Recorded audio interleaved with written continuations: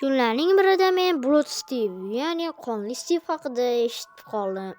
Agar uni Minecraftda chaqirsa, sizni kelib o'ldirishga harakat qilar ekan. Va bu Herobrine nolga o'xshab, ya'ni shunchaki o'ylab topilgan afsona deb o'yladim va uni to'g'ri yoki noto'g'riligini tasdiqlagan holda uni chaqirishga qaror qildim.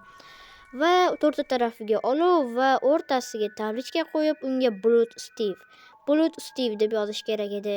Va tagiga aynan shu narsani yana takrorlab yozish kerak edi. Ya'ni qonli Steve, Blood Steve deb yozish kerak edi. Va tagiga come on, bu yoqqa kel deb yozish kerak ekan. Men YouTubedan ko'rib bularni to'ppa-to'g'ri yozdim. Va atrofimga qaradim, lekin hech kim yo'q edi. Bu har doimgidek yolg'on, meni aldab ketishibdi degan holda to'g'ri uyimga qarab bordim, lekin men uni allaqachon ko'rib bo'lgan edim. Uni chaqirganimdan so'ng u meni oldimdaligini tushunib yetmagan ekanman. Men uni montaj jarayonida bilib qoldim. U menga qarab turar edi, hatto uni niki ham yo'q edi. Va men bunga e'tibor bermasdan o'z yo'limda davom etdim. Va men o'sha paytda o'ynayotganimda unga umuman e'tibor bermas edim. Lekin men o'zim uyimga qaytdim va keraksiz narsalarni sandiqqa soldim. Sandiqqa narsalarni solib bo'lgandan keyin men Minecraftdan chiqishga qaror qildim, chunki uyga vazifalarni ham bajarish kerak edi. Va nihoyat men Minecraftga qaytadan kirdim va men o'sha joyga yana bir marta borishga qaror qildim. Va u yerga qarasam, men kutgan narsa bo'ldi. Ya'ni u yerdagi olovlarning o'rniga qanaqadir o'rgimchak to'ri va undan menga javob kelgan edi. Ya'ni tablichkada I see you die. Men seni o'limingni ko'rgan edim deb yozilgan edi. Tagida esa qanaqadir tushunarsiz shriftlar bor edi. Va men bundan qanaqadir xavotirlandim, ichimda nimadir bor edi. Va men bundan vashib qo'rqib ham ketdim kerak bo'lsa. Atrofimga qaradim, lekin ammo hech kim yo'q edi. Va men bularni buzishga qaror qildim. Kerak bo'lsa tablichkasini qo'shib, uni ham yo'q qildim. Va men kerak bo'lsa o'zim olov yoqdim. Nimaganligini o'zim ham bilmayman. Lekin atrofimda hech kim yo'q edi. Lekin bunaqa g'alati voqealardan keyin eng qizig'i quyosh ham botayotgan edi. Bu degani yaqinda kechqurun tushadi. Shuning uchun men tezroq uxlab, ertasi tong bo'ladi va o'shanda hammasi yaxshi bo'ladi dedim-da, kravatning oldiga keldim. Va menga qanaqadir noma'lum odam Discorddan men seni serveringda o'ynayapman deb inglizchalab yozdi. Va men atrofimga qaradim, lekin serverimda hech kim yo'q edi. Va u men bilan hazillashyapti deb o'yladim.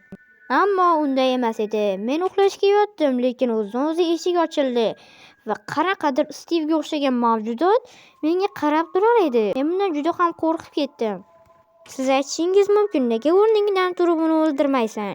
Chunki telefonim qotib qolgan edi. Kravatdan turish knopkasi va nihoyat ishlagandan so'ng men sразу o'rnimdan turdim. Va men uni oldiga borishga harakat qildim, lekin u menga qarab turar edi. Bunaqa nigohlarni oldin men umuman ko'rmagan edim. O ichimdan bitlarim jimillab ketayotgan edi. Bunday mavjudotni men oldin Minecraftda umuman ko'rmagan edim. U o'yinchi yoki esa player yoki esa shunchaki bug deb o'yladim. Uni oldiga borishga harakat qildim, lekin uni boshi o'zidan-o'zi qimillar edi. Lekin unga endi hujum qilaman deganimda u o'yindan chiqib ketdi. Lekin uni niki yo'q edi. Left the game, shunchaki u chiqib ketdi. Meni hayron qolgan joyim shundaki, uni na niki bor, na esa normal o'yinchiga o'xshagan harakatlar. Bu o'yinchi yoki esa arvoh, lekin o'z-o'zidan u o'yinga kirdi va yana qaytadan chiqdi. Lekin va u yana kirdi. U nima qilayotganini umuman tushunmas edim. Bu rostdan ham o'yinchimi yoki esa qanaqadir bug yoki esa meni qanaqadir o'yinchi qo'rqityaptimi? Buni kommentariyaga yozib qoldiring. Men yana o'sha joyga qayta bordim. Nimaga? Chunki uni chaqirgan joyimni yana buzishim kerak edi. Sababi u serverimdan chiqib ketish, umuman yo'q bo'lib ketishi uchun men uni chaqirgan joyimni buzishga qaror qildim. Afsuski menda kirka yo'q edi. Shuning uchun men o'rtadagi narsani sindira olmadim. Zato 3ta tarafini sindirdim-ku deb xursand bo'ldim. Lekin ana bu yerdagi uy nimagadir buzilgan edi. U xuddiki meni bu yerdan kuzatganmi yoki kuzatmagan.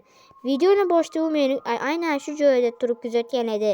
Lekin men buni videoga olayotganimda sezmagan edim. va men quduqni oldiga borishga qaror qildim. Sababi chunki quduqni tagida har xil bloklar bor edi. Bloklar bilan esa uni qamashga harakat qilmoqchi edim. Va men quduqni tagiga qaradim, lekin qanaqadir o'yinchi u yerda bor edi. Qanaqadir bo'm-bo'shlik. U yerda aniq qanaqadir o'yinchi bor, lekin u qanaqadir o'yinchimi, xullas o'sha qanaqadir Stivni joni ketayotgan edi. Ya'ni qanday joni ketyapti desangiz, u suvni tagida bo'lgani uchun, havo yetishmagani uchun joni ketayotgan edi. Bilasiz, suvni tagida 5 minut toshib turib bo'lmaydi. Va uni joni ketayotganidan men shuni tushunib yetdimki, u haqiqiy o'yinchi. Va men uni o'lishini kutib turdim. U haqiqiy o'yinchimi yoki qanaqadir bugmi? Ha, u o'ldi, ya'ni drone etdi, ya'ni u bo'ki bo'ldi desa ham bo'ladi. Lekin uni nik yana ko'rmayotgan edi. Lekin mayli, uni unutgan holda quduqni tagidagi o'sha bloklarni olishga harakat qildim.